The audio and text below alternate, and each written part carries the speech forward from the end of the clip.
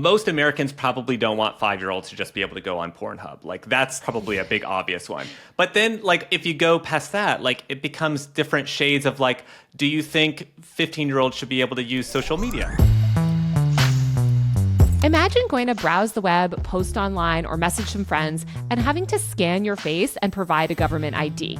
It sounds draconian, but age verification technology is becoming increasingly commonplace as lawmakers enact deeply concerning restrictions in the name of child safety. These age verification tools pose significant threats to our freedom of speech, expression, and privacy. They'd erase anonymity on the web and give the government and tech companies unprecedented power to surveil us. Here to discuss how all of this works and why lawmakers are so hell-bent on scanning our faces is my colleague at the Washington Post, technology reporter Drew Harwell. Drew, welcome to Power User. Thanks for having me. Okay, Drew, so you just came out with this phenomenal article about the rise of age verification software. What's going on, and why are we suddenly seeing this age verification software all over?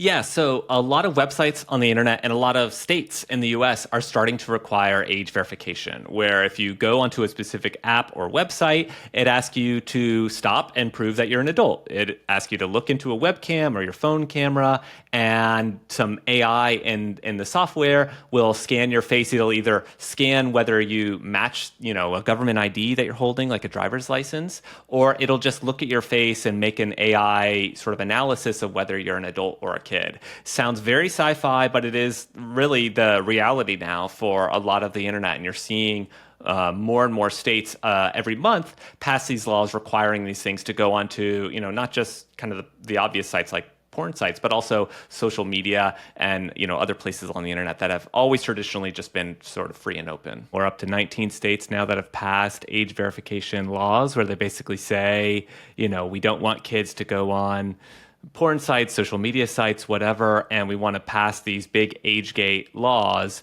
to keep kids out. But we don't really know a ton about kind of how the tech works, and we're just kind of turning this tech on in a big kind of sweeping way. So how does this age verification technology actually work? I mean, can it really identify our ages? I'm thinking of those bad Instagram filters that say that I'm like 57. Yeah, right. Yeah. It is the same exact kind of technology, and it's a fairly new kind of technique. It has been around for a little bit longer than you might expect, but the real good technology has come with kind of the rise of AI and just better sort of imaging technology. Aside from social media and porn, I mean, it seems like this technology is being rolled out pretty widely across other services too. What other services does that include? Yeah, so in the real world, actually, you're seeing these more in like supermarkets and convenience stores in the UK. There's a bunch of places where if you want to buy, beer or cigarettes, it'll do like an automated age scan instead of going to a real person. But even online, like if you want to play a certain video game, if you want to gamble, if you want to like order delivery, if you want to go onto a dating site, a lot of these will run this check to make sure that you are whatever they think you are, to make sure you're an adult, and you have to pass that check. And even like if you want to live stream on TikTok or, go on Instagram and clarify that you're an adult or say that you're an adult, you have to pass this AI examination. Yeah. But, if you haven't used it already, you probably will soon, where you open an app and it asks you to confirm your age by looking into this little circle, looking into your webcam or your phone cam, and it, sometimes asks you to go forward or backward away from the camera, and it just does its little AI magic behind the scenes to verify either that you are the person on the ID that you're holding up, or in age estimation that you look adult enough. It'll say whether you look, too young or old enough. How accurate are these systems, though? And how accurate are they across sort of cultures and just the wide variety of, the way humans look? Yeah, so in general, they're pretty good. There was a federal test by this government, research group called NIST that they looked at 6 different algorithms, and they ran like 11 million photos through them, and they found that generally the systems were like, for age estimation, they were they would get your age right within about 3 years. If you're 25, it would probably say you're 22 or 28. There was a margin of error there, which is not bad, I would say. It's not perfect, but it's not bad, terrible but, either. I mean, if you're passing laws, for instance, like you have to be the age of 16 or 18 to be online and you have a 3-year room for error. Yeah. I mean, if you're 21 or if you're 20 and it's saying that you're, underage and can't access these websites that are really important to like modern life, I think that's a big problem. And, you asked about how they work across different cultures, different skin colors. This has been a problem with facial recognition for a long time, where white guys like me have a higher accuracy rate for these kinds of systems than women, than people with darker skin. You see that a lot with facial recognition, and the research shows that. And with age verification, age estimation, it's a little bit better, but it's still sort of problematic. One of the weird things they found with these tests was that the faces of girls and women, it was less accurate with, and they weren't really sure why. The researchers couldn't figure out kind of why. And so just the fact that there is a different experience for different people, and that these are kind of like the bouncers of the global internet for like websites that we all use, I just think that's kind of like surprising and a little unnerving. Not only do people not age at the same rate and look so different, there's no true biological age, I think, as Brian Johnson was trying to prove. What about people with disabilities or dwarfism, things like that? How are they affected? Can these age scanners account for such things? Yeah, it's a big problem. And I mean, it's a problem for everybody because a lot of us don't look our age. We look older than we are, or we look younger than we are, and we're all having to go through the same examination. There was a little person on TikTok. She's a woman who has dwarfism. She talks about her disability. She has a big community online. She talks about the discrimination she faces. And she, mysteriously one day saw her account shut down on TikTok, where she had thousands of followers. She was told that the account was going to be banned because the app basically thought she was a kid. She was not a kid. She's in her 20s. I talked to TikTok about it. They said, well, actually, this was a human error. But the reality of it was that this woman said she had a lot of friends who had run into the same issue, where they'd also been misclassified as kids. And one, that's just, it's embarrassing for a company to get that wrong when something is that sensitive. But the truth is that there are a lot of people with disabilities like this that this could affect. If this is going to be a gatekeeper for a really important part of the internet, then everybody should be treated the same way. There shouldn't be this potential that if your disability could be a factor in what you get to see or read on the web. Absolutely. And it's not just little people. It's so many people with physical deformities. I remember there was the woman or man who was a burn victim as well on TikTok who talked about problems like this. Of course, people with, any sort of physical deformity or developmental disabilities as well. Seems like a real minefield. Yeah. And when we get to the global side of it too, there are a lot of different places around the world where, there are people who are, they don't get enough to eat. They have lower incomes. They age at a different, and kids hit puberty at different rates. So it's like when you apply this on a global stance and expect everybody to look one certain way to be able to enter the door and go onto the internet, it's just a recipe for disaster. Yeah. Where is this technology being used? I mean, I know that porn sites, I think you mentioned, you've got to age verify yourself. Social media companies are increasingly using this technology. Where can you expect to encounter it? Instagram, TikTok, Facebook dating, a lot of these will use them. If you're creating an account and saying you're an adult, you'll often have to go through one of these age checks. Or if I have an Instagram account that is, says I'm a kid and I try to change it to become an adult so I can do whatever, it'll then run me through that age check. So they're pretty prominent. Porn is a big one. Pornhub and OnlyFans, they use age checks now, not just on the viewers, but also on the creator side, where they'll even run checks on the faces that are seen in video to just say that these people are adults. But even beyond that, a lot of video game companies are now starting to do that. Online gambling, online casinos are using them. GoPuff, which does delivery for food, but also alcohol and cigarettes, they have used age verification in the past. So there's a lot of different places where you might confront it and have no idea what you're looking at. All of this seems so antithetical to the entire idea of the internet, which was supposed to be this open place that you could connect. Was there any sort of example of this type of technology, on the open web versus some of these apps? It is a big new thing for us. Going back to the 90s when there was a panic about, kids on the internet, and there was a law passed called COPPA, Children's Online Privacy Protection Act. In that law, there was a talk about how do we verify who's a kid and who's not, or how do we verify the parent of a kid and get their consent so they can go on these websites. And at the time, we really didn't have the technology we have now, right? The AI was much more rudimentary, it was more expensive. And so, the ways they went about figuring out who was a kid and who wasn't was basically this very crude, like, are you a kid? Yes or no? Or like, what's your birth date? And then a bunch of kids would lie. So that was like the status quo for a long time. And also, the companies were held to a different standard. So like they couldn't collect data on kids in the same way that they collect data on adults.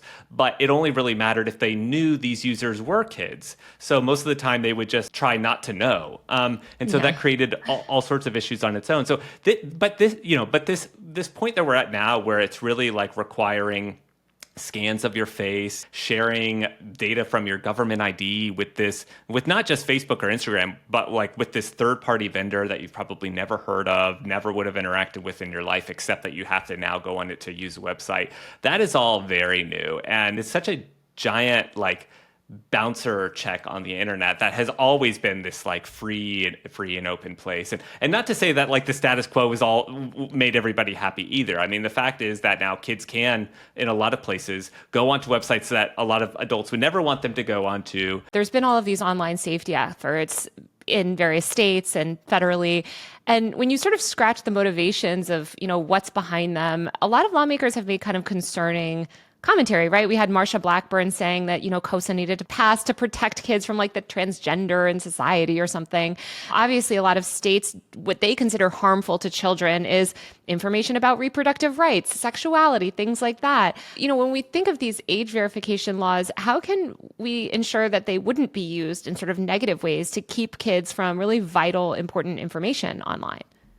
Yeah, I think that's the biggest question of all this. Most Americans probably don't want 5-year-olds to just be able to go on Pornhub. Like that's probably a big obvious one. But then like if you go past that, like it becomes different shades of like, do you think 15-year-olds should be able to use social media? Some people would say no, but a lot of people would say yes. And then it starts to get to a point where, do I want the state that I live in to decide what, educational materials my kids look at, or whether they can see, stuff about gender and history and all of these things that have become battlegrounds in schools? It is a slippery slope, because once you kind of stand up this technology that sets a different internet, depending on what your age is, then the lawmakers start to get to decide what your kids can see. And like, let's not forget, the First Amendment applies to kids too, right? They have a right to speech. They have a right to read books and newspapers and websites.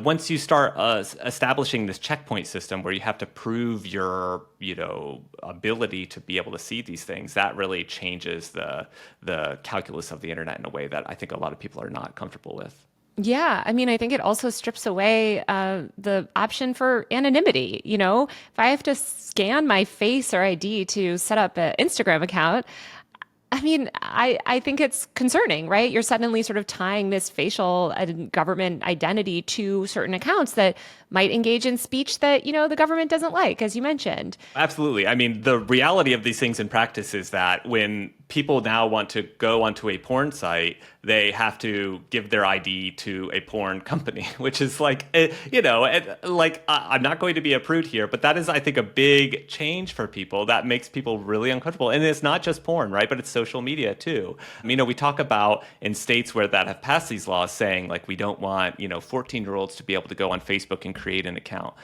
That's all well and good, but everybody now has to, if you're going to create an account in that state, prove your adultness to be able to access that. So it's not just that kids are having to share their ID or their data or their face, but everybody is. And so I think that's where, like you said, anonymity, that's been such a core value of the internet, for better and for worse, right? But when that gets stripped away because of these new laws and because of this new technology that is still very experimental and gets it wrong, I think that's where the big scare factor comes in. I think that point that you made is so important to drive home, because I think a lot of people, when I've talked to them about this, parents are like, yeah, let the kids scan their faces. They need to prove themselves. these types of restrictions, like these, force the companies, as you mentioned, to scan everyone's face. You can't determine who's a kid without taking everyone's data.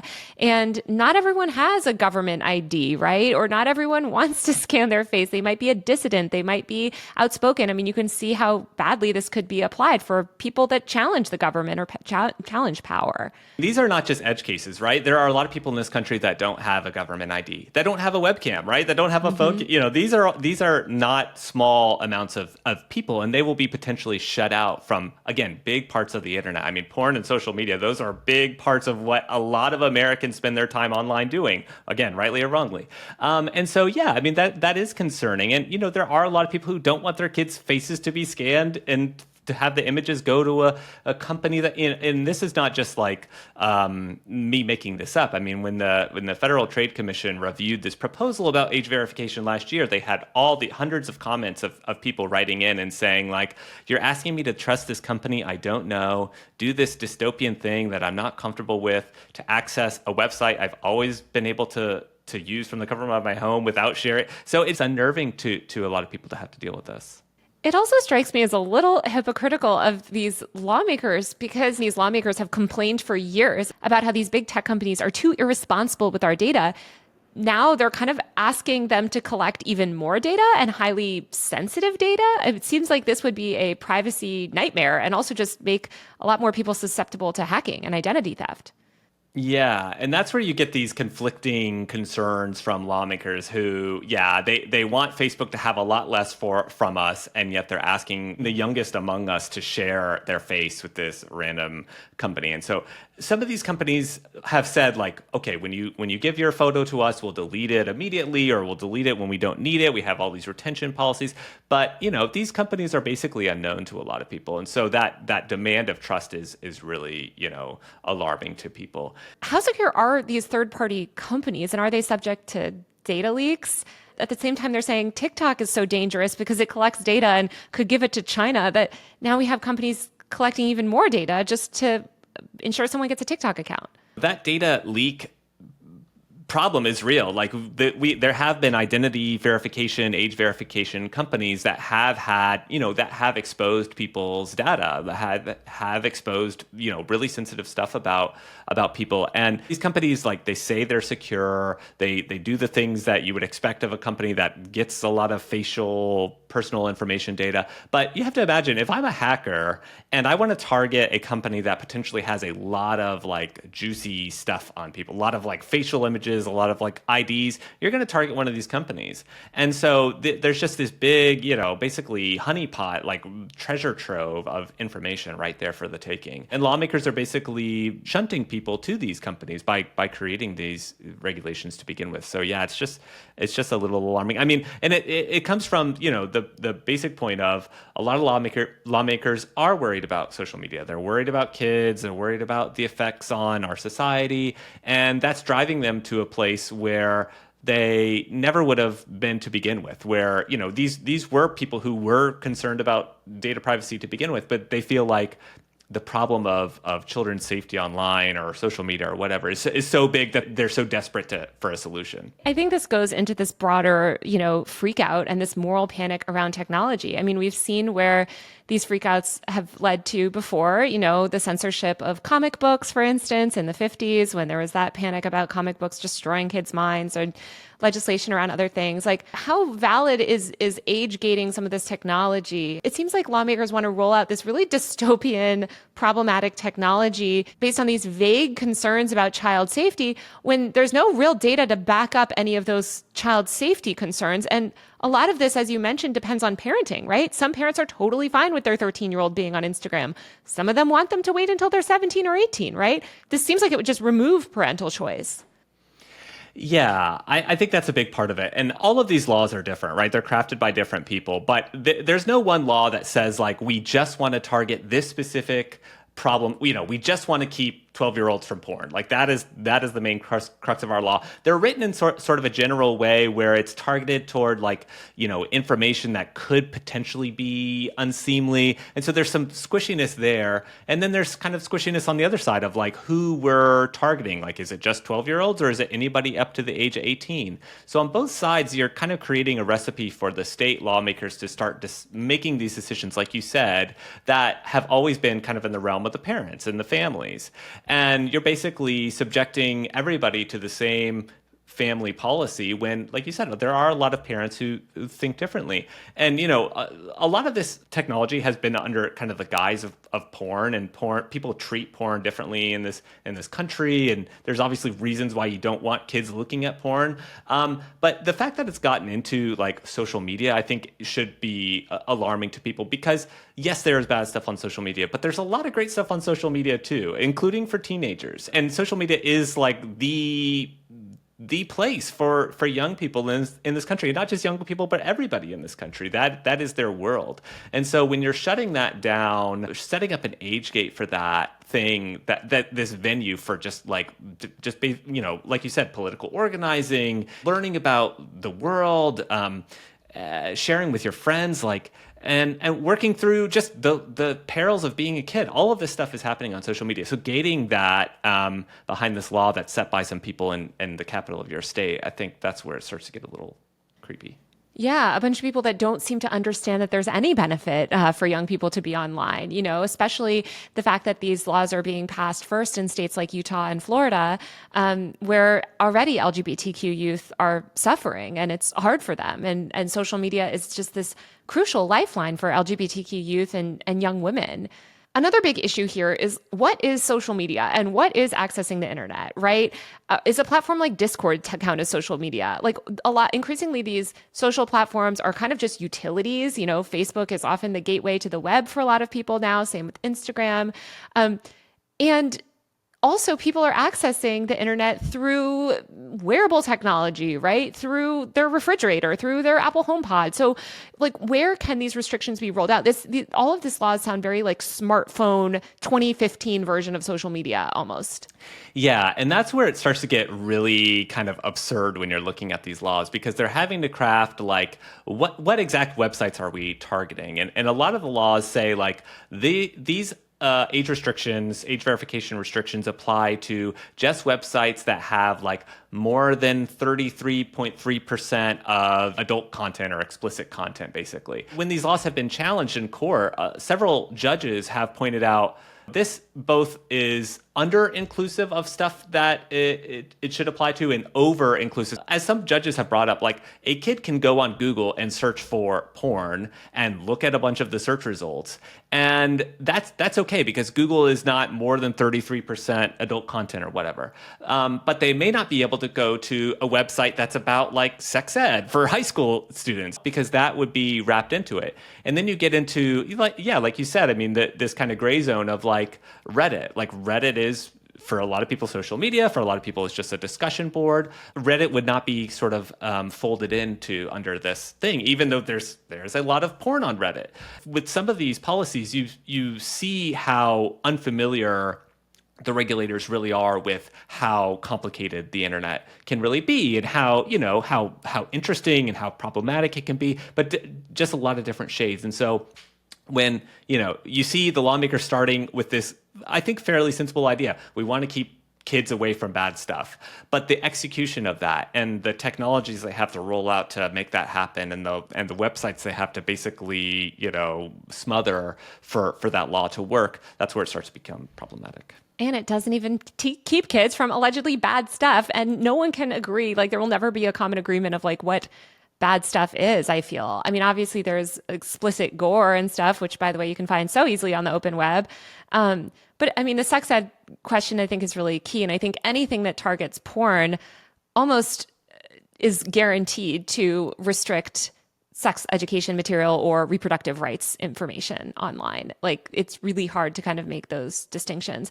When Pornhub did institute this age gating, what effects did they see? I mean, I feel like they're the most notable platform that's kind of had this issue tested. Did it limit porn? I mean, did it result in fewer kids consuming porn?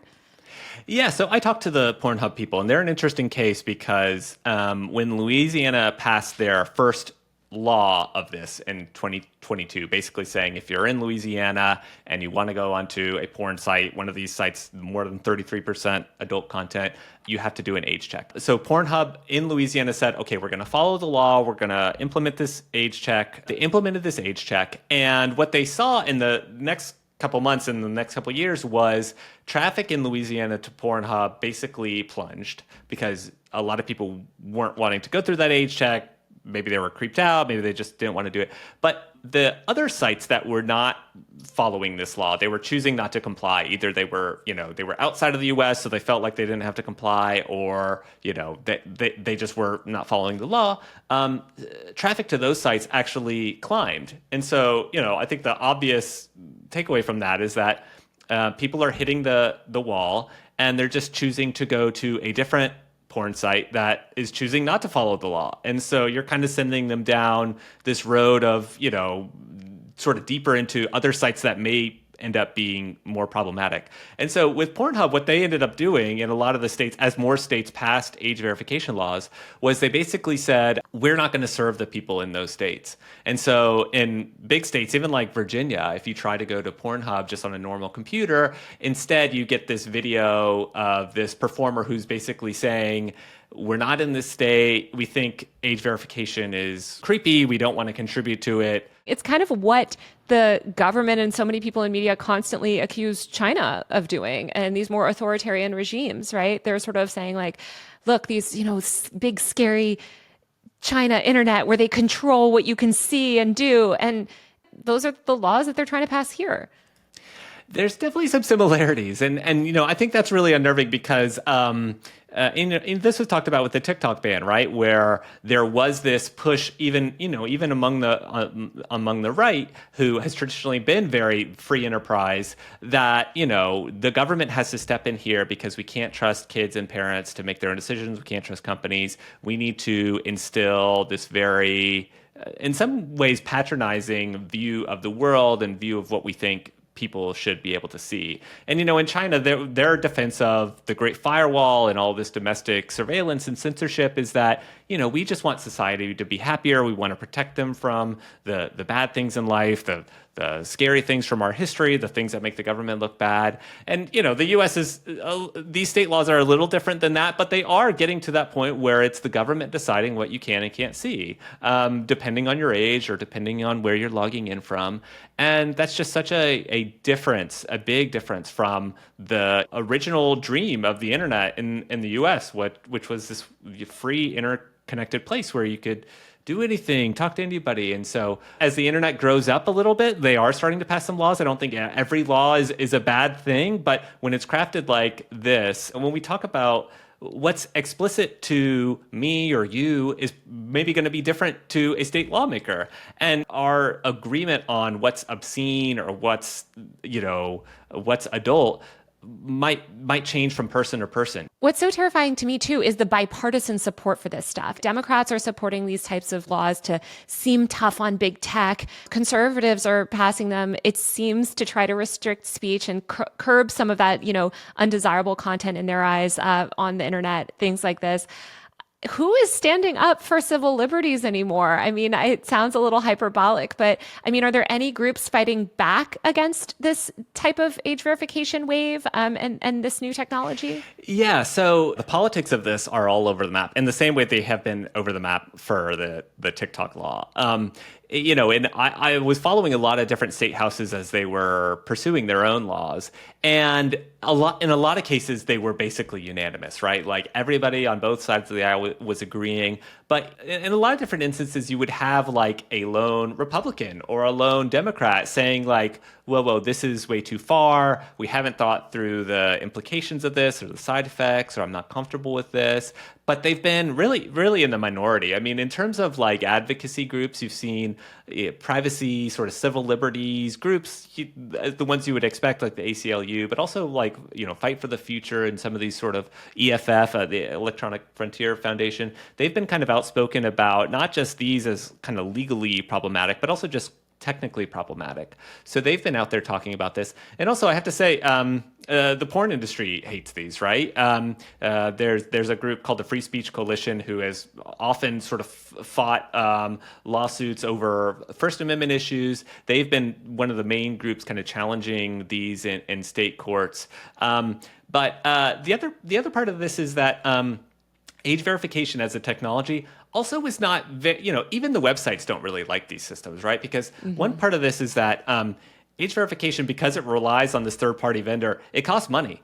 And when you're having, millions of people visit a website and every one of those checks costs like a penny or up to, 10 cents, that really adds up very quickly. And so it makes it hard for a smaller website to survive, and it gets really costly for even a bigger website. It makes them more likely to not want to proceed with that. So some of these websites, they've been saying, I run a porn site. I don't want to be keeping a bunch of people's driver's license and face scans. So in this place, you have Pornhub and Facebook basically agreeing and saying, we want these checks, if they're going to be done by an Apple or a Google or a Microsoft who runs your device or runs your computer, where, if you go into an Apple store and buy an iPad for your 12-year-old, you need to hand over a birth certificate or prove their age there. God, and that's so dystopian. Their age gets logged into the device. That's the more popular theory at this point. But Apple and Google and Microsoft don't really want that responsibility either, because